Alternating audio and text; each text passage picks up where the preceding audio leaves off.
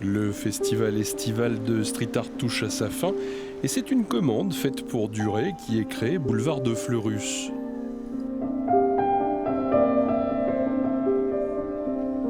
Pour moi, ouais, c'est vraiment une première parce qu'habituellement je travaille à la craie, donc forcément ça s'efface ou ça peut s'estomper avec le temps. Et là, du coup, ouais, a duré pendant bien 3 ans et c'était pas évident au début d'accepter. Parce que moi, j'étais vraiment dans l'éphémère, etc. Mais là, ce qui m'a plu, c'était il y avait vraiment un projet global. Quand la ville est arrivée, il y avait une façon de penser la place, il y avait une réflexion. Et c'est ça qui m'a intéressé. C'est vraiment la première fois que la ville de Limoges fait une commande publique de street art pour mettre en valeur un site. Alors un site emblématique, parce qu'on est juste en face de l'office de tourisme, on est à côté des garages qui sont classés au patrimoine industriel du XXe siècle. Et puis c'est surtout aussi un des points d'entrée du parcours céramique. Donc un lien très fort avec les arts du feu. Et c'est vrai que ce street art qu'on a souhaité là depuis 2 ans fait référence aux arts du feu qui sont vraiment la signature de la ville de Limoges. Donc la première œuvre emblématique, il fallait qu'elle soit sur un point emblématique des arts du feu. Les lignes comme ça, c'est ma signature. C'est pour ça que dans la rue, je signe jamais.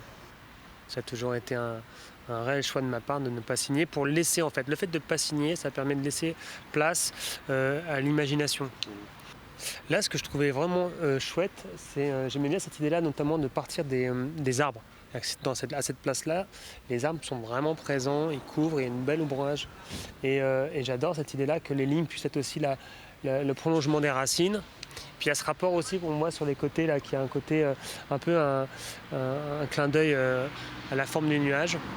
Donc l'idée, c'est si ça peut prêter à la rêverie ou à l'imaginaire, ça serait génial. L'artiste s'est inspiré de l'architecture du quartier. Une ombre se devine avec la complicité du soleil et un regard né dans le fer forgé de la balustrade.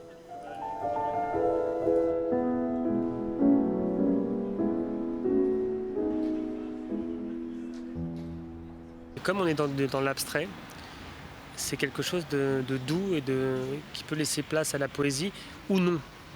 Si on veut, on passe et on n'y fait pas attention. L'œuvre de Jordan Saget est complétée par des éléments de mobilier urbain déjà bien connus des Limougeaux, comme les bancs céramiques.